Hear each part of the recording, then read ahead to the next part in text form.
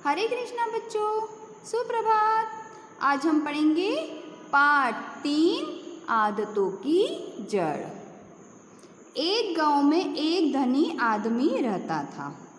वह अपने बेटे शामू की बुरी आदतों से बहुत परेशान था। वह जब भी अपने बेटे शामू से बुरी आदतों को छोड़ने के लिए कहता तो एक ही जवाब मिलता, पिताजी अभी मैं छोटा हूँ, बड़ा होते ही सारी बुरी आदतें छोड़ दूँगा। इस तरह वह बुरी आदतों को छोड़ने की कोशिश नहीं करता था। उन्हीं दिनों उस गांव में एक महात्मा आए हुए थे। वे अपनी सूझबूझ के लिए प्रसिद्ध थे, है ना। वहाँ पे कौन आया हुआ था? एक महात्मा, और वे अपनी सूझबूझ के लिए बहुत प्रसिद्ध थे, ने मशहूर थे। जब धनी आदमी को महात्मा के बारे में पता चला तो वह महात्मा के पास गया और उन्हें अपने बेटे की बुरी आदतों के बारे में बताया। महात्मा ने कहा, अपने बेटे को कल मेरे पास लेकर आना। अगली सुबह धनी आदमी अपने बेटे के साथ महात्मा के पास पहुंच गया, है ना। क्या हुआ कि वो जो धनी आदमी था वो अपनी बेटे की बुरी आदतों से बहुत परेशान था। तो उसके गांव में एक महात्मा आए, है ना। वे महात्मा अपनी सूझबूझ के लिए बहुत प्रसिद्ध थे, प्रसिद्ध यानी मशहूर थे।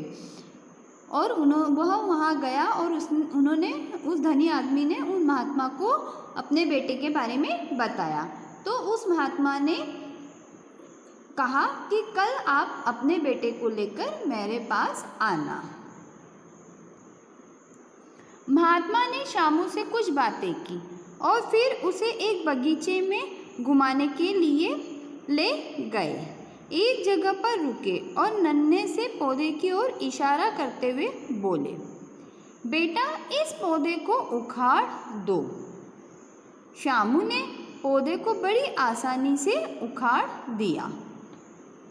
पौधा बहुत ही छोटा था, इसलिए उसे उखाड़ने में ज़्यादा ताकत नहीं लगानी पड़ी। फिर महात्मा ने उसे ज़रा बड़ा सा पौधा उखाड़ने के लिए कहा। शामू ने थोड़ा जोर लगाया और उसे भी जड़ के साथ उखाड़ दिया। फिर शामू ने क्या किया? उस पौधे को भी उखाड़ दिया। अब महात्मा ने एक झाड़ी की तरफ इशारा किया और कहा, अब उसे उखाड़ो। शामू ने अपनी सारी ताकत लगाकर उस झाड़ी को भी उखाड़ दिया। क्या करा उस महात्मा ने? पहले उसे एक छोटा सा पौधा उखाड़ने के लिए बोला तो शामू ने वो उखाड़ दिया। फिर थोड़ा बड़ा बोला तो उसे भी ताकत लगाकर थोड़ा सा जोर लगाकर उखाड़ दिया। फिर थोड़ा उससे और बड़ा बोला तो उसको भी उखाड़ दिया। उसके बाद महात्मा ने क्या कहा? थोड़ी सी जो झाड़ियाँ थी, छोटी छोटी ऐसे झाड़ियाँ गुच्छों में थी, बोला इसे उखाड़ दो, तो उसने उसे भी उखाड़ दिया। अब आगे अंत में महात्मा ने शामू को एक अमरूद का पेड़ उखाड़ने के लिए कहा। शामू ने पेड़ के तने को पकड़कर अपनी सारी ताकत लगा दी। अंत में क्या हुआ? आखिरी में क्या करा महात्मा ने? एक अमरूद के पेड़ को उखाड़ने के लिए कहा और शामू ने अपनी सारी ताकत, अपना सारा जोर उसमें लगा दिया। परंतु पेड़ तस से मस नहीं हुआ।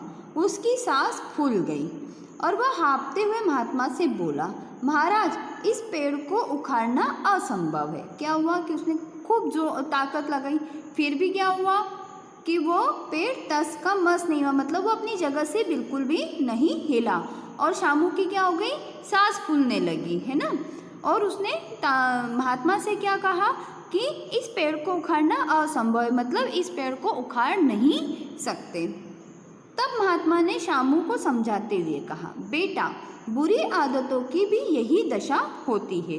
शुरू में उनको उखाड़ फेंकना आसान होता है, परंतु जब उनकी जड़ें फैल जाती है तो फिर उन्हें पूरी क्या बेटा जब बुरी आदतें भी क्या होती है कि शुरू में उन्हें उखाड़ना मतलब उन्हें छोड़ना आसान होता है, पर जब वह पूरी तरह फैल जाते हैं तो उन्हें हम उखाड़ नहीं पाते या उन्हें छोड़ नहीं, ताकत से उखाड़ने की कोशिश करने पर भी नहीं उखाड़ा जा सकता।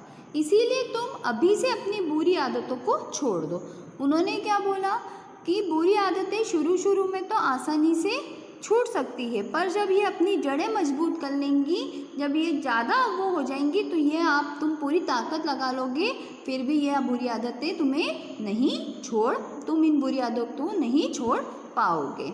शामू के मन में महात्मा की बात बैठ गई। उसने अपनी बुरी आदतों को उसी दिन से सुधारना शुरू कर दिया, जिससे उसकी बुरी आदतें धीरे धीरे जाती रही। उसने क्या करा, महात्मा की बात को समझा और अपनी बुरी आदत को सुधारना शुरू किया, और जिसके कारण उसकी बुरी आदतें धीरे धीरे जाती रही। बच्चों, आपको ये कहानी कैसी लगी? अच्छी लगी ना? इसमें क्या संदेश दिया है?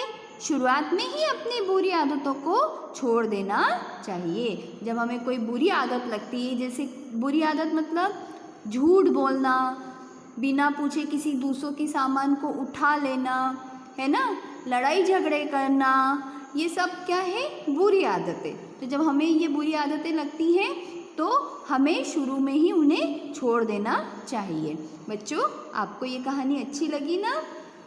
है ना? आपको ये कहानी पढ़ना है और इसके जो कठिन शब्द हैं उन्हें अपनी कॉपी में लिखना है। इसके आगे का हम अगली कक्षा में पढ़ेंगे।